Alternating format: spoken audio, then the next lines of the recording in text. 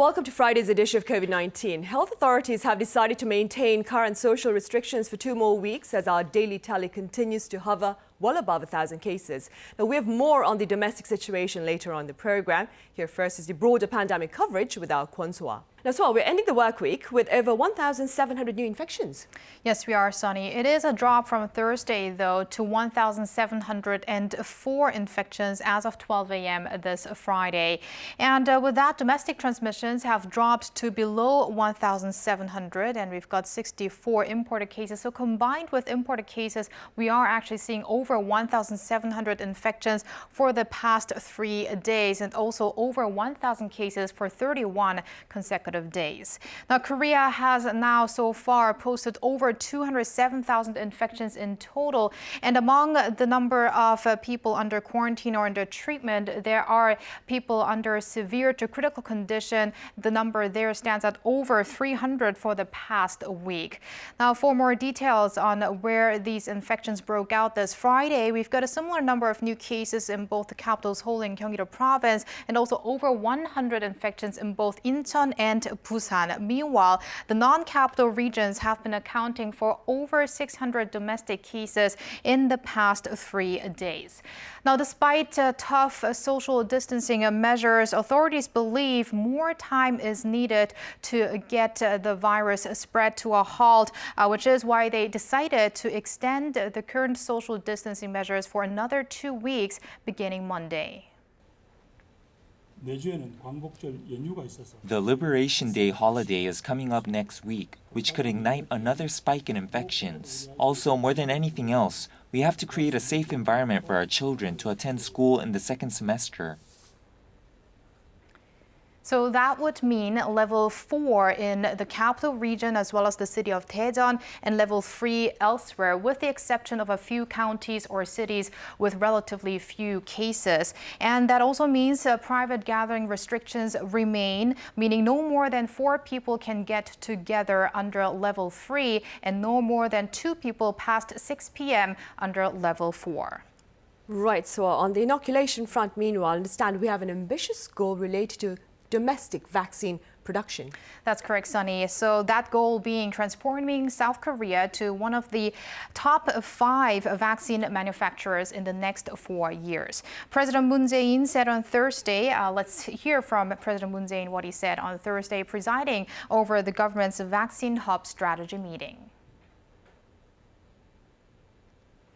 정부는 백신을 반도체, 배터리와 함께 3대 국가 전략기술 분야로 선정하여 앞으로 5년간 2조 2천억 원을 투입할 계획입니다. President Moon went on to say that the government is planning to greatly expand tax benefits for research and development and facility investment, as well as to bolster the production capacity of local companies and cultivate manpower in the biomedical industry. The first commercial use of homegrown COVID-19 vaccines is expected to begin within the first half of next year.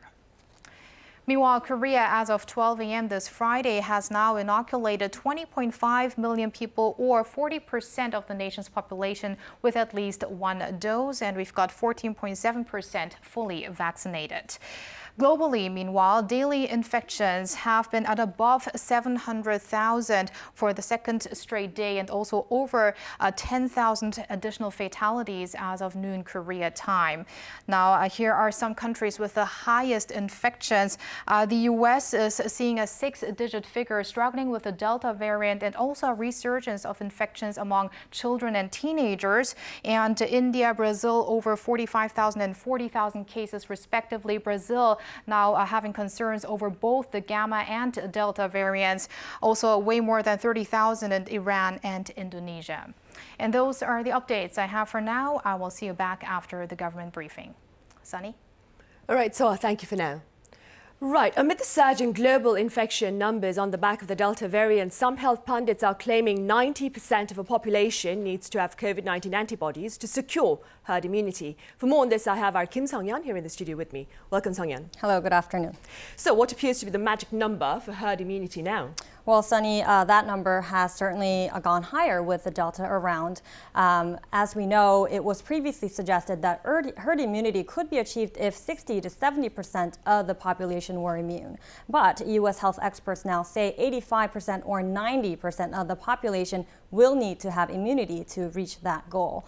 Now, this is due to the Delta variant being twice more contagious compared to the original strain, allowing it to spread more quickly, especially among unvaccinated people. It is also responsible for numerous breakthrough infections, and recent studies have shown both vaccinated and unvaccinated Delta patients carry similar viral loads that are much higher than the original strain. Since we reached our lowest case numbers earlier this summer, we've seen COVID-19 cases soar by a factor of nearly 10.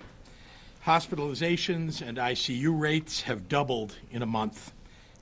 Furthermore, experts say that a higher threshold for herd immunity will require more vaccines, which is a challenge for countries that are struggling to administer jabs. Naturally, experts are suggesting that inoculation efforts across the globe need to be bolstered to adequately respond to the threat of the Delta variant. Right, Song-Yeon. And amid concerns over vaccine supplies then, I understand COVID-19 prospects for this coming autumn remain bleak, to say the least. Yes, Sunny, many experts are fearing the worst is yet to come with all of these variants. In fact, top U.S. infectious disease expert Dr. Anthony Fauci said that by autumn, the U.S. could see up to 200,000 daily cases fueled by the Delta variant. Now, Dr. Fauci highlighted that because of the increase in transmissibility and because there are millions of Americans who are refusing to get vaccinated, there is a significant pool of vulnerable people. The U.S. is already reporting a steep rise in the 7-day average of new cases, which was up nearly 50% as of August 4th compared to a week before. The unvaccinated who have a much greater chance of getting infected in the first place are the ones that are vulnerable to getting severe illness that might lead to hospitalization and in some cases, deaths. Daily case counts in the U.S. plummeted to the 8,000 range in June, but the highly transmissible Delta variant, which has become the dominant strain there, is fueling another surge in infections. According to CDC data, the Delta variant accounts for more than 90% of the country's new infections. If you get sick with the Delta variant, we estimate that you could infect about 5 other unvaccinated people, more than twice as many as the original strain. The Delta variant has now been reported in 135 countries, according to the World Health Organization Wednesday. While vaccines do not offer 100% protection, health officials are urging people to get their shots, which preliminary data has shown to be effective at preventing serious illnesses, even in cases involving the Delta. Right, of course. Now, meanwhile, given the presence of the Delta, I understand countries are understandably, of course, tightening their border controls, Song-Yeon. Right. So, for example, if we take a look at China first, the country's worsening Delta variant outbreak has now hit Wuhan, which is the original epicenter of the whole pandemic. And this has prompted the Chinese government to introduce mass travel restrictions there. Now, citywide coronavirus testings are being carried out in Wuhan as authorities scramble to contain the city's first reported local infections in more than 1 year. All intercity coach, taxi, and ride-hailing services have been suspended in medium and high-risk areas in China as the country looks to curb domestic travel. Chinese immigration authorities have also vowed to restrict non-urgent, unnecessary cross-border travel, including tightening the issuance of passports for Chinese citizens. Now, in the meantime, in the U.S., a White House official said the Biden administration is considering a plan now to require nearly all foreign visitors to the United States to be fully vaccinated. The official added that the White House wants to reopen travel eventually, which would help the airline and tourism industries, but is not ready to immediately lift restrictions given the surge in cases triggered by the Delta variant. All right, Song-Yeon, as always, thank you very much for the coverage. The pleasure is mine. Right, up next, we're poised to join the regular afternoon briefing on the COVID-19 situation here in Korea for this Friday. As largely expected and as mentioned by Kwon-Swa earlier, current social restrictions have been extended for 2 more weeks until the 22nd of August. So while we wait for the briefing to start, let's take a quick look at some of those details. A vast majority of the country faces level 3 restrictions. Under this level, a maximum of 4 people can meet socially. I understand the briefing is about to start. We'll come back to you afterwards. Let us now begin our regular briefing. First of all, we have Mr. Kwon Junuk, Deputy Director General of the Central Disease Control Headquarters. Good afternoon, ladies and gentlemen. I am Kwon Junuk, and let us now begin our regular briefing for August 6th. First of all, as for the COVID-19 global outbreak, here are some details. Globally, we have seen an upward trend for the past 6 weeks, and due to the Delta variant, we are also seeing many countries centering around the Southeast Asia. We are seeing a surge in the number of cases. And during the past week, we have had more than 4 million people being contracted with the virus, which is a slight significant increase from the previous week. And we have also seen the fatalities as well. And moreover, we have some vaccination supply here, details here in South Korea. As of Saturday, we also have about 3,000 Moderna shots to arrive here in South Korea. And starting from the 1st of August, we will have about 7 million doses of the vaccines being arrived here, and we are planning to have about 28.6 million of these doses, which are Pfizer, Moderna, and AstraZeneca, to arrive here in the country. And as for the antibody treatment, as for the remdesivir, effectiveness analysis has been done on these Delta variants, and we have seen the effectiveness of the drug on 4 major variants and also 2 other variants found here in Korea, and a total of 11 variants have been analyzed. And the results show that this treatment has shown that as for the 11 new variants, we have seen the efficacy being maintained. And at against the backdrop of continued rampant spread of the new variants, we will be continuing our similar research going forward. And also, nextly, we have some details on the cultivation of the new variants here in South Korea. And a total of 816 samples have been cultivated here in the country, and about 580 cases are aimed to have to be utilized for research, and we will going forward have further research on the new variants, and we will be cultivating more samples of the new variants so that we can contribute to further related research. And as of 5th of August, we have administered remdesivir to a total of more than 18,000 patients here in the country, and the Requinor treatment has been administered to a total of more than 8,600 patients here in South Korea. And as for vaccination front, here are some precautions. We continue to note that we have seen some fraud copies of the vaccination certificates, and there have been some fraud cases that have been reported. And the KDCA would like to note that we do not require any of the personal information from the vaccine recipients. And as for the personal identification authentication, you need to do so by yourself, and we do not send an official link by the KDCA, and all of the text messages sent from the KDCA is sent by 1339 or the official phone number of our agency, and we do not send out any text messages with the numbers that begin with 010. And we have notified such report cases to the government agencies overseeing cybersecurity, and going forward, we will also have these cases faced with stern legal measures. And as for live treatment measures and live quarantine measures, we are continuing to see more than 1,000 cases here in South Korea on a daily basis. However, we have seen many cluster infections stemming from churches at a specific place. And as we mentioned earlier, and as we have experienced earlier, churches and other religious facilities are a source of cluster infection, and we ask you to refrain from having physical services and meetings during the weekend. And moreover, you need to also have regular testings as well.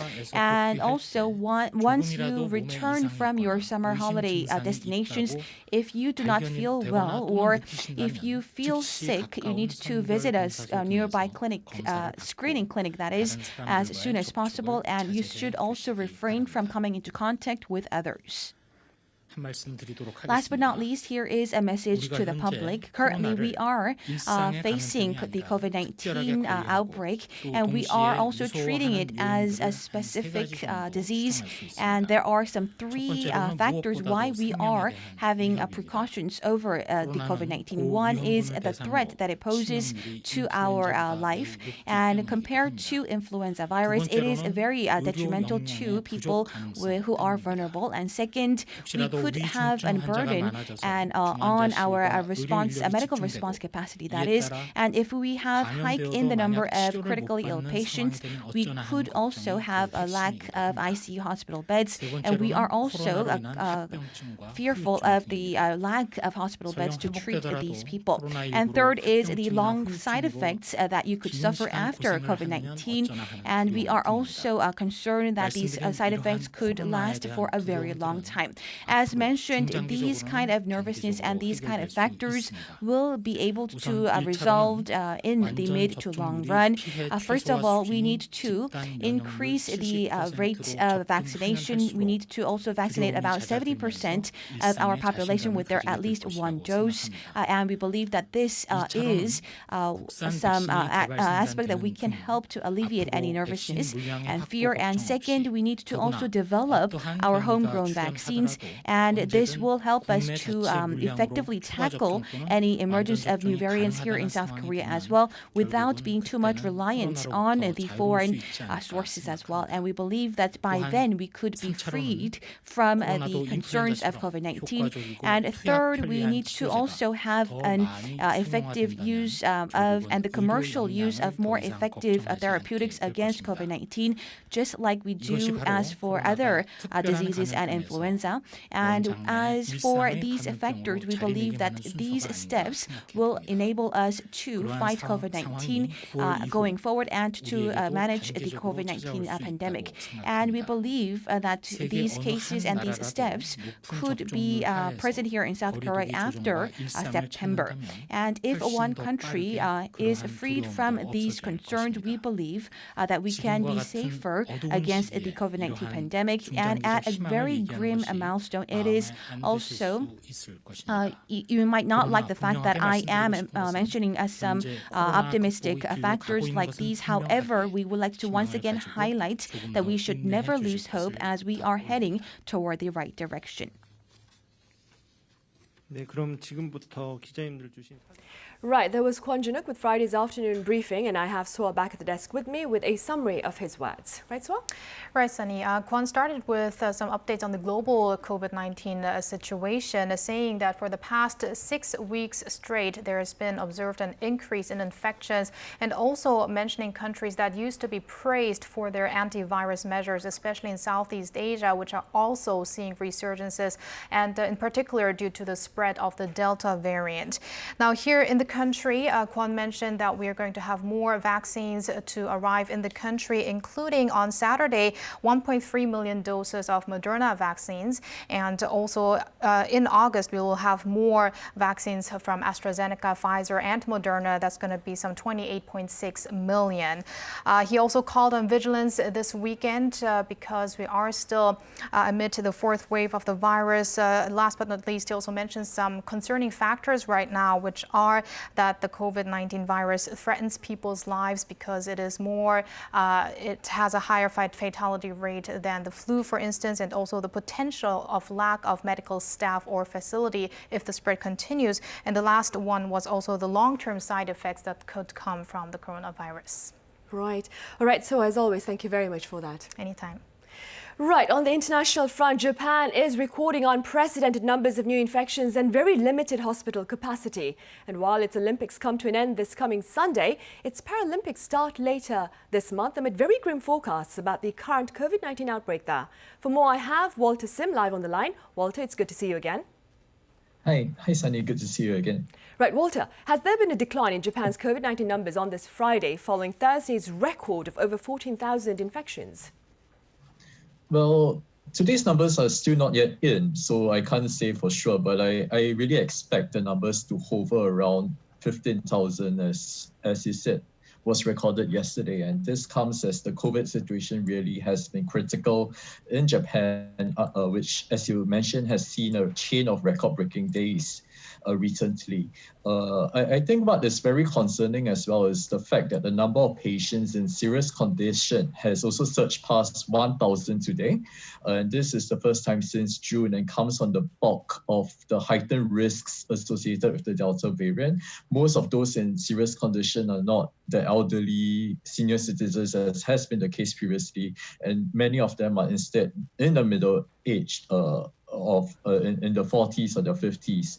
Well, I think experts have been attributing a confluence of factors to this current surge of cases. Well, we have the Delta variant, which of course is much more contagious than previous COVID-19 strains. There's also an astounding lack of crisis and how the public is viewing COVID-19 and the threat.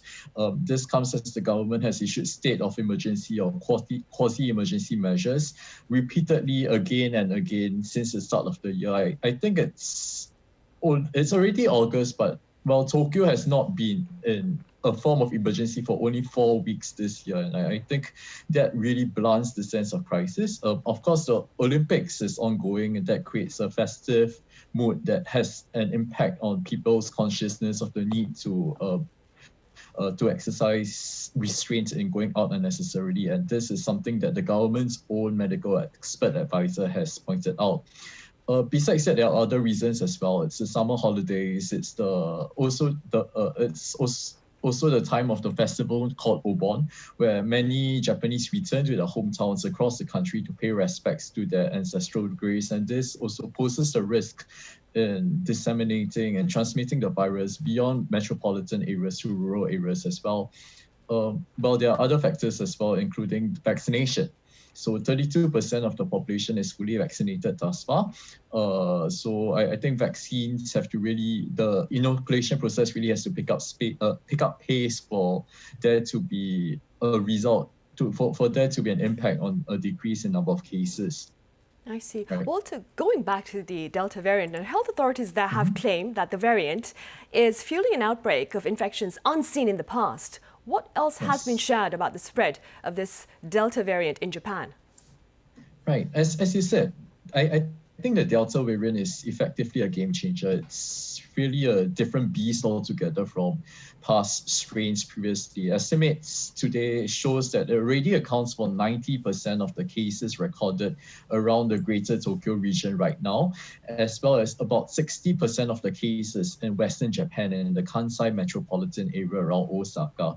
So just to illustrate how bad the situation is, the number of cases that Tokyo has been recording this week is 4 times the figures that were set 4 weeks ago. And experts are warning that if things continue to accelerate at this pace, Tokyo is on track to recording over 10,000 cases per day by this month.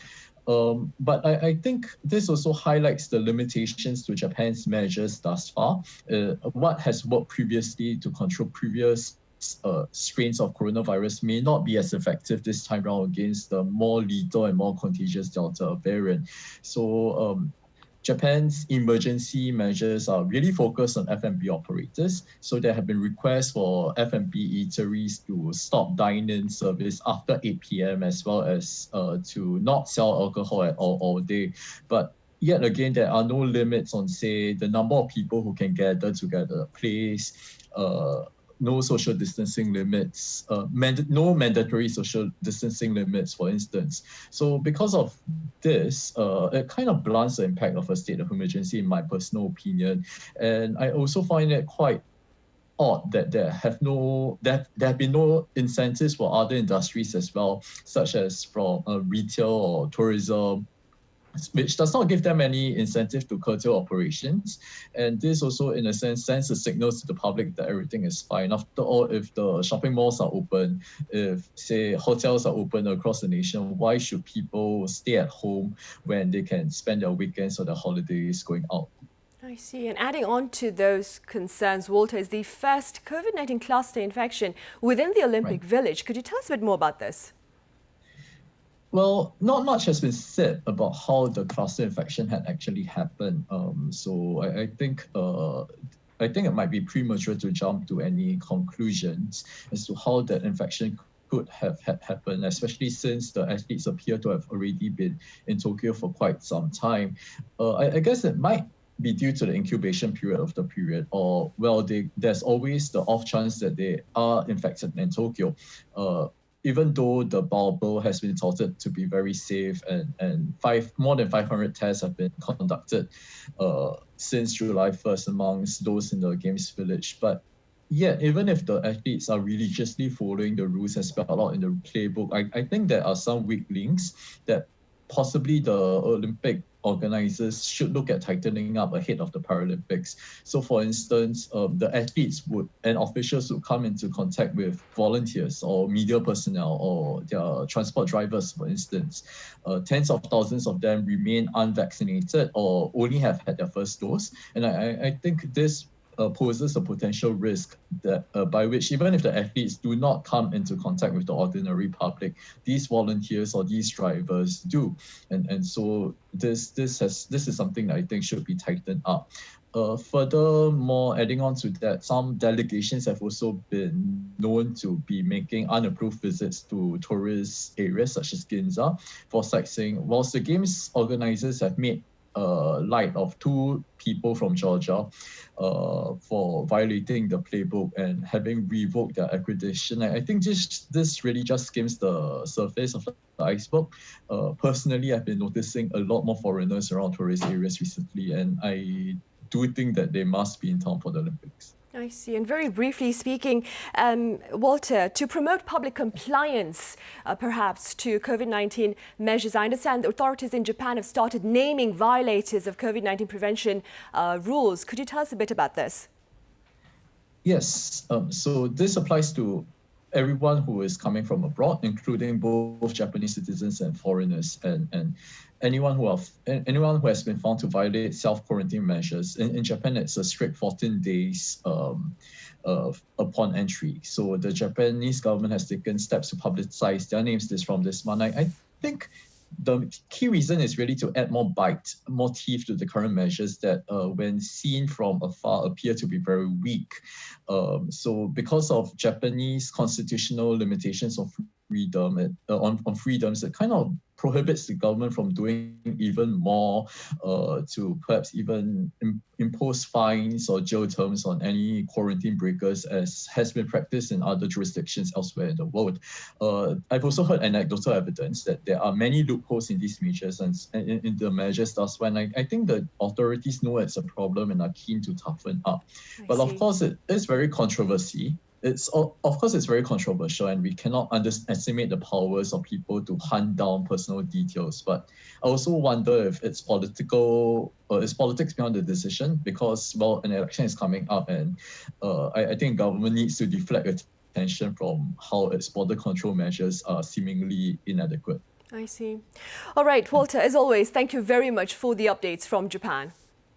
No worries. Thank you so much for hearing me, Sunny. It's a pleasure.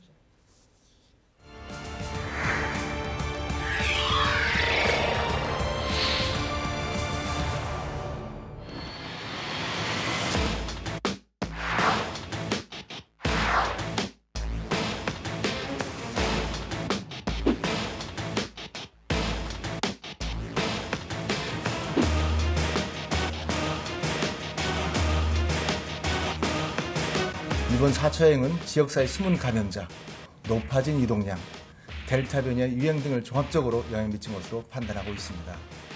따라서 환자 수가 감소를 위해서는 종합적인 노력과 시간이 좀 더 필요한 것으로 보고 있습니다.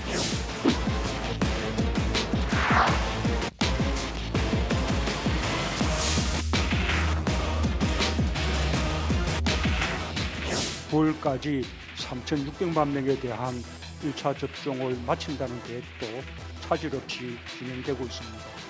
목표를 앞당겨 추석 연휴 전까지 목표를 달성하고자 합니다.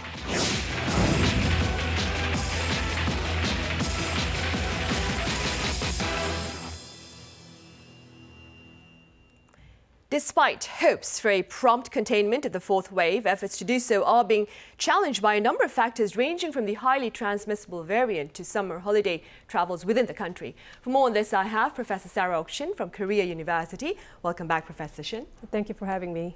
And I also have Professor Lee-Hoon Sang from Yonsei University. Good to see you again, Professor Lee. Thank you for having me today. Professor Shin, Korea's daily tally has been hovering well above 1,000 cases for more than a month now, even despite the high restrictions here in the country. What is challenging our containment efforts? So yeah, we have yet to bring down the numbers of these infections under control. There are several factors that could influence this fourth wave of pandemic. First, it's summertime, so we have a lot of people moving around and traveling for vacations. And this definitely increased movements of people contributes to the increased numbers of infection. And the second additional factor is the emergence of variant viruses. So we have most of infected cases are Delta variants. And we already have seen Delta plus variant rising in our country. So given that these infections are usually breakthrough infections, some of them are breakthrough infections, so this really makes us worry more. And also we are seeing the cases of unknown infection routes, and so that means that younger populations usually have silent infections that could be transmitting the disease not knowingly to other people. So given that these young people may not show any symptoms after infection, we might see more silent infection in general populations. Right. And another source of much concern, Professor E, is the growing number of cases outside of the capital region. How do you explain this phenomenon? So I think it is many of the two factors. First of all, the overall level of the cases that are happening daily had been quite high, more than 1,000 continuously.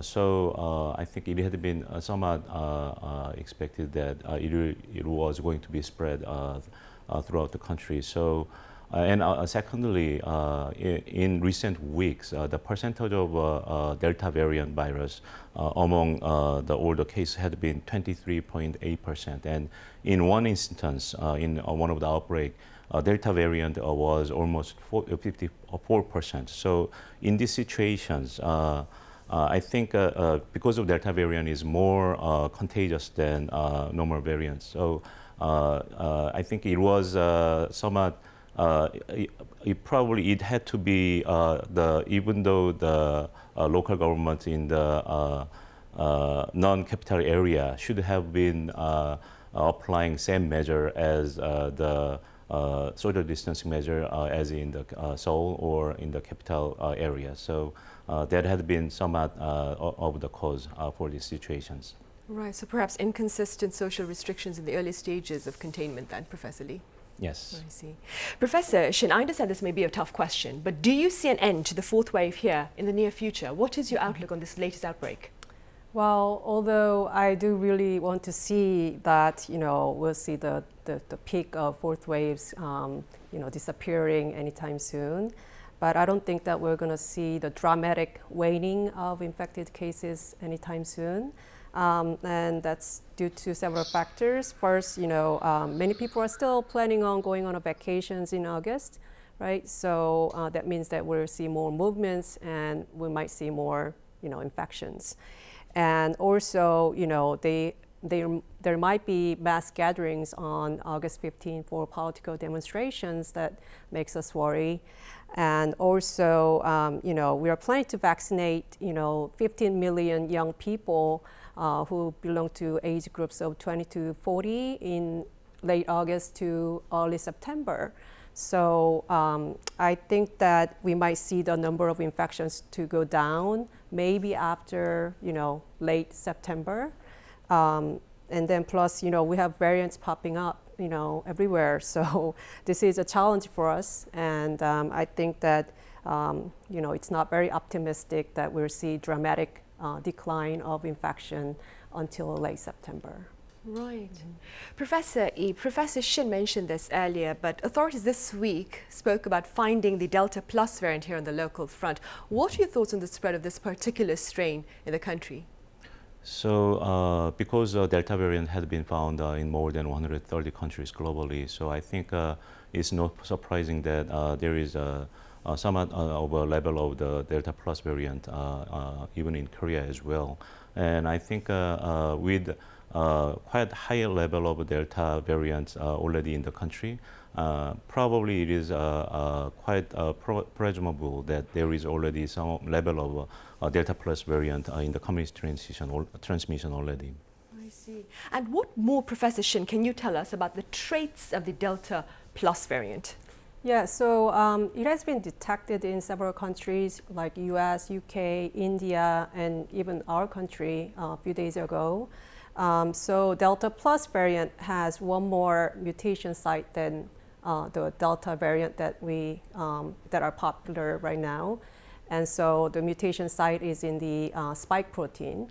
So the scientists we assume that this Delta Plus variant might have more power or more binding, easier binding to host cells and enter the host cells more easily. So that means that we can kind of hypothesize that this Delta Plus variant might have more easier time with the transmitting virus to other people. But we still don't have much evidence yet because Delta Plus variant is kind of new. So it's too soon to say that these Delta variants might evade the vaccine-mediated immunity or whether it is more infectious than original strains. We need more studies. So we definitely need to be more alert on these newer variants that might pop up in the future because these variants you cannot avoid them because this is the survival mechanism for the viruses. Right, like you said previously, viruses mutate, it's right. a fact. Right. Professor Lee, the fourth wave here has led to a rise in the number of patients in their 40s and 50s, especially patients in critical condition and also their mortality, of course. What are your thoughts on this alarming reality? So with 5.6 times more deaths among this age group than previously found, and also the rate of developing severe symptom had been increased for 2.4 times than previous data. But I think it is probably not with the nature of the Delta variant itself, but probably more with just having a more number of cases in the country. And also because much of the vaccination had been concentrated with higher age group citizens. So probably at the moment there had been somewhat very low level of rate of the vaccination among the age group 40 and 50. So probably among these age group, those people with underlying conditions such as diabetes or hypertension probably there had been more chance for these people to contract COVID-19, so that as a result, probably the death and the rate of developing severe symptom might have been increased as well. I see. Professor Shin, as seen in the video, President Moon Jae-in has pledged that 36 million people, that's about 70% of our population, will have received one dose of the COVID-19 vaccine before the start of the Chuseok holiday. How feasible is this plan? So as of today, as you said, 40% of our population has received the first vaccination dose, right? over the period of almost 5 months since the late February, right? So to reach 70% of population getting the first shot completed by the Thanksgiving in September, we need another 30% of population to be vaccinated within 1 month. Although, you know, our medical infrastructure and system are well equipped and organized, you know, these 2 weeks from the late August to early September is a very short period of time to vaccinate almost 15 million people, right? So I think it'll be important. I mean, I hope that things will go well, you know, and we get all the vaccines. We don't have any problems with the vaccine shortage. So,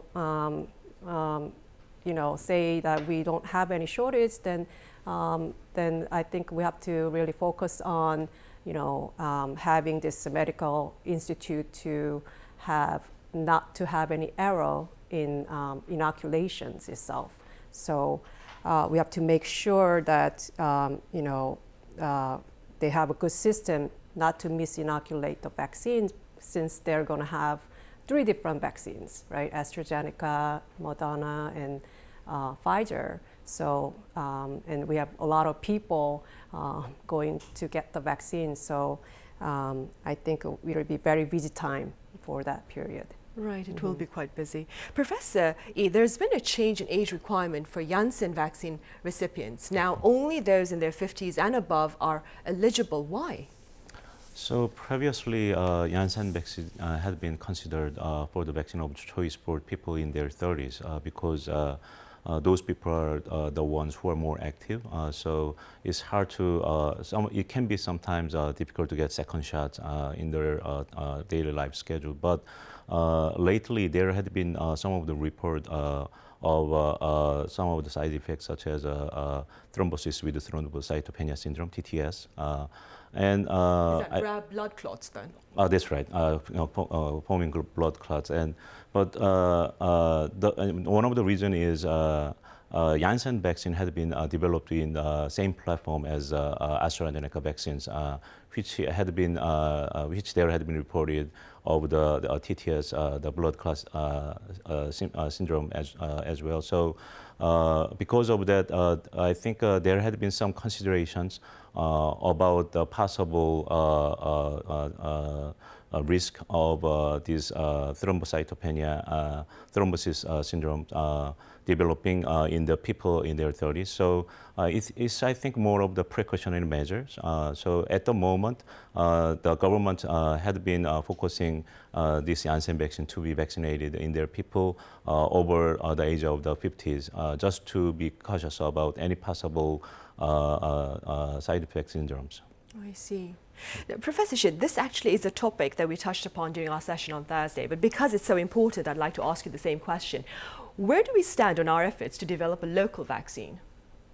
Yeah, so we have 5 domestic pharmaceutical companies, right? So SK Bioscience, Ubiologics, Solid, Genexine, and Jinwan, and they all of these 5 companies have approval to conduct clinical trials right now.